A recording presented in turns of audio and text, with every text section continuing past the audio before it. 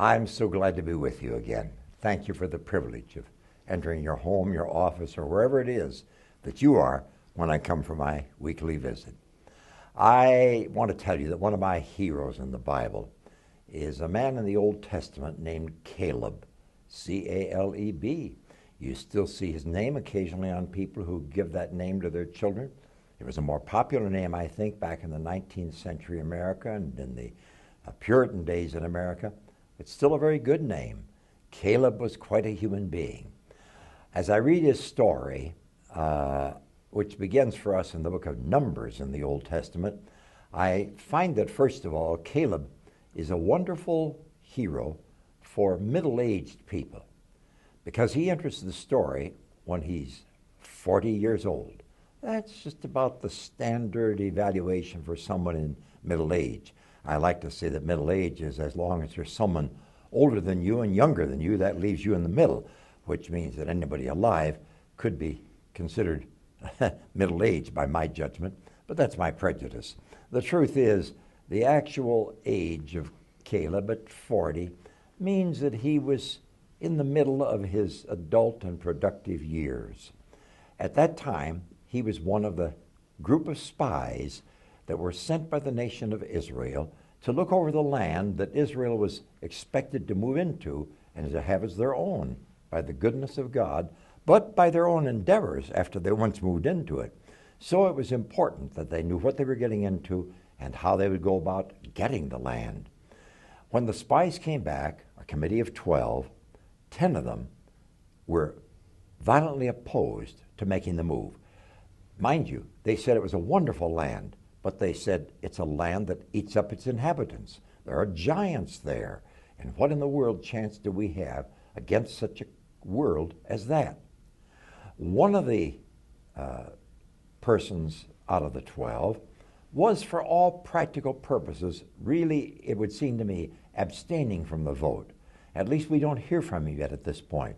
The great general who would later manifest his leadership, Joshua, the one person who spoke out vigorously and said, yes, it's a beautiful land. Yes, there are giants to be fought there, but the Lord is with us and we can win. That one person was Caleb. He spoke up and said, we can take the land. That's a good attitude for someone in their middle years to say. The middle years of your life is no time to settle back and feel defeated, no time in your life by any means to begin retrenching. It's a time to move on, to exercise the gifts and the abilities and the dreams that God has given you. And Caleb was therefore a perfect symbol for the middle-aged person, a perfect example for them of what to do. But they voted against the going into the land, and only Caleb and Joshua, who was with him, though he had been silent in the discussion, they alone stood for moving ahead. Well, what happened, of course, was not simply the judgment of God, it was predictable. Namely, that whole generation of people who were in their 40s at the time and above, all of them died out before the nation of Israel moved into the land of promise. And the only two people from that committee, indeed the two people representing their generation, the middle-aged group, Caleb and Joshua, they were the only ones from that family, that group, who moved into the promised land. The next time we see something from this man Caleb, he is 84 years old. They have come into the promised land. They have gotten ready to really take it for their own.